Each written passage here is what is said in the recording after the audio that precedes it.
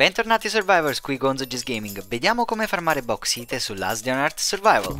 Innanzitutto potremo trovarne in piccole quantità visitando la zona di calcare, quindi teoricamente potremo farmarla già da inizio gioco. Ci sono alcuni trucchetti per tenere il farm di risorse efficiente e li abbiamo già esplorati nella guida per farmare risorse a tonnellate, che torna utile anche qui. Tuttavia ti ricordo che alla fine di una singola run i più fortunati non avranno droppato più di 6 o 7 bauxite, quindi il grind è alto così come il dispendio di energia. Se hai razioni in avanzo e ti serve assolutamente perché ad esempio sta assemblando la tua barca, allora potrebbe essere una buona idea spenderne un paio su questa zona.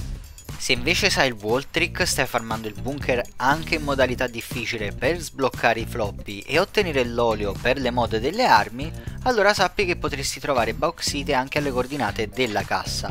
Anche questo modo, come gli altri, è abbastanza dispendioso e lungo perché dobbiamo aspettare 12 ore tra un floppy e l'altro, tuttavia se hai seguito la guida per diventare ricco dovresti già aver accumulato abbastanza oggetti per i floppy e qualche livello presso lo specialista. Quando è sbloccato il chopper invece potrai farmare bauxite nelle zone di quercia e nelle foreste congelate del nord che acquistano nuova e maggiore utilità e in cui si droppano quantità superiori di questa risorsa rispetto alle opzioni precedenti. Qui ovviamente bisogna pianificare meglio i tuoi passi perché vista la lontananza dalla base devi evitare di dimenticare roba a casa e di avere sempre tutto il necessario con te per poter fare avanti e indietro tra le due zone. Per fortuna già abbiamo visto un po' come fare nel video sul rame che ti invito a vedere e a commentare perché lo troverai interessante per il discorso bauxite ed altro. Puoi trovare tutto nei commenti o nella descrizione o direttamente sul mio canale.